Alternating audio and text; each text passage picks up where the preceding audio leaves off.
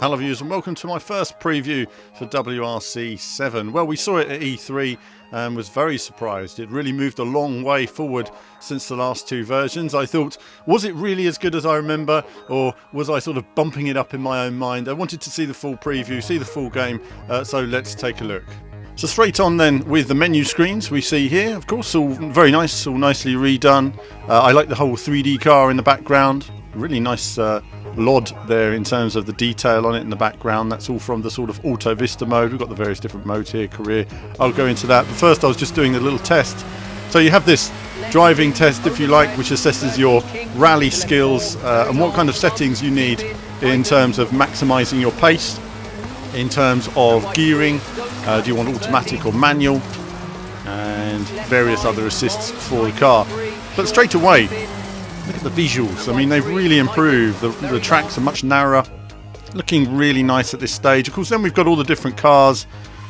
You see all the different cars that are in there, WC and RC and WRC2, and all the cars are in there.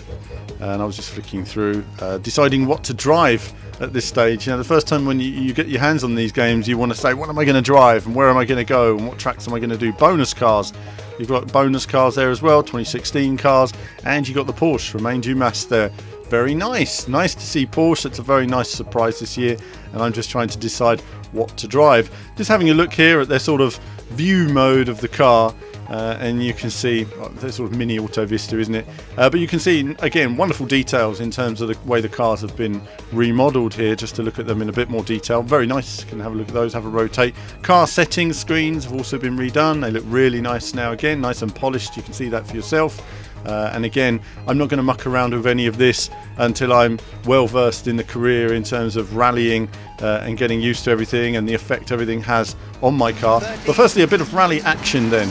So you can see me here doing a bit of a run here. I think this is Catalonia, and this was my first rally, having a drive around. Driving as Craig Breen. I've been in the car with him in real life, and he's a monster driver.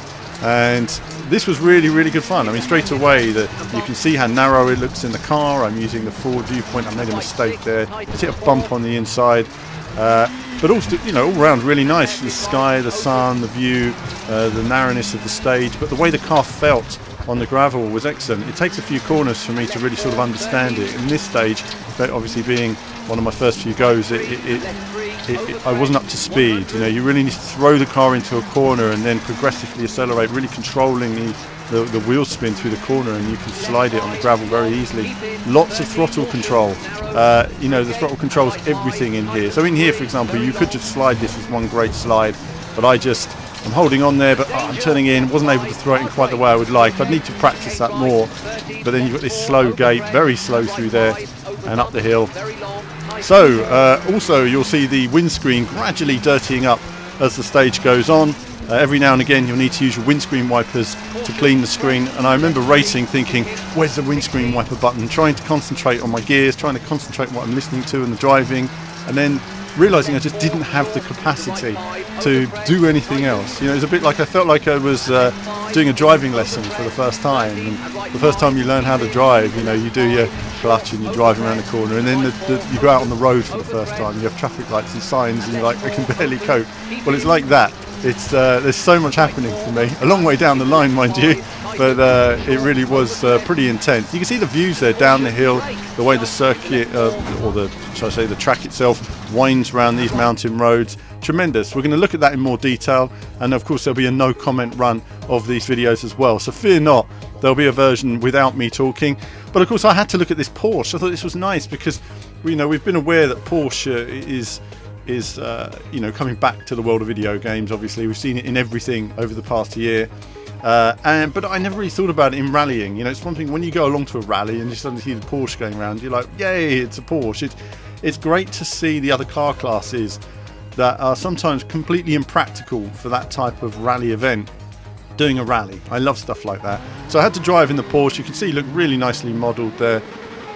Look how narrow these stages are. I mean, my goodness, going around these stages, I could barely keep it on the road. Now, the one tricky thing about the Porsche is it's great on the tarmac, it's okay on smooth gravel, but when it comes to the edges and severe bumps, it really unbalances the car. So when I came to a section like this that was almost narrower than the car itself, I was immediately finding it very challenging indeed. This was very tricky.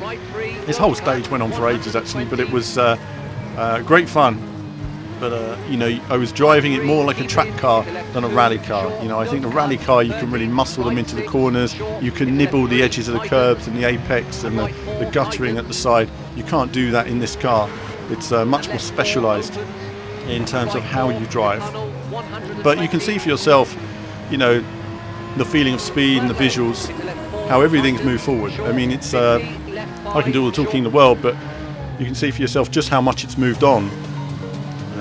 In terms of the narrowness of the courses, the detail. There's a lot more crowds on some stages, and there's different viewpoints in the rally, in the replay mode. I kind of wish there was more. From what I've seen so far, I kind of wish there was more in the way of replay angles at the moment. And also, I mean, some of you might be a little bit concerned with how much the car moves in the chase cam, because it does move quite a lot in the chase cam. It'd be good if you could just lock the car to a certain distance, but that's really up to the chase cam guys. I mean, obviously I race a lot from the in-car.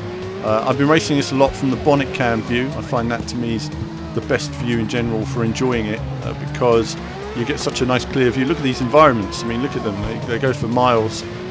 This is nothing like we've seen in the WRC games in recent years. So all round very exciting. What a year for driving games. We've got this coming out, Project Cars 2, Forza Motorsport, Gran Turismo, we've got Formula 1. My goodness, it's a busy year, and WRC is right up there with them as well. And again, rallying now in Australia. Now this is a really fast, rugged rally, and it reminded me a lot of playing Colin McRae Rally. In Colin McRae Rally 1 on the PlayStation 1, I enjoyed New Zealand and Australia were two of my favourite stages in that game. And I was racing Australia here, and Finland actually is quite similar actually. Finland kind of gives me that New Zealand vibe as well. It really felt good, you really wanted to push more and more. Again, the road is quite narrow in a lot of cases, and if the track isn't narrow, the racing line is. So you really got to concentrate. Like here I make a mistake. I thought, were we going through that? I thought it was a chicane for a second of I'm listening and realised, oh, there's a turn. But you can see for yourself again the field of view, nice views into the distance. We travel around all these areas.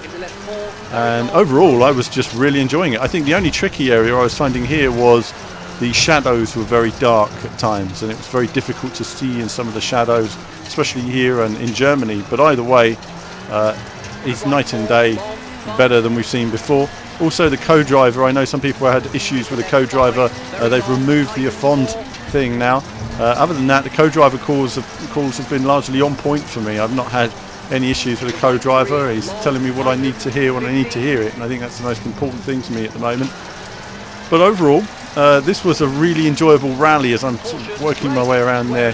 Lots of bumps for the car. You can see the car really dirtying up there. Trying to slide the car in. I got it slightly wrong, trying to do a little Scandinavian flick, a mini one basically, but it didn't work quite as I'd hoped. And you can see here as well, when you look around this wide open area, if you're looking through the cockpit there, that's a really great looking view. And you can see just how far the distance goes. We're actually going to the trees in the distance, and I think that's in racing around those. So that gives you an idea of how far the field of view is in terms of where the distance of the stages and where you're actually going. And it gives me the feeling of the journey of rally. I always talk about this in rally games, that rallying is a journey. You go up hills, you have views, you start in one place, you finish in another place, and you feel like you've travelled all over the place on that journey. You really feel like you've gone somewhere. I think for a long time in rallying we've been in a cave of trees where you don't really feel like you're going anywhere, or it's corner into corner into corner. But here there's a real sense of travelling through this land.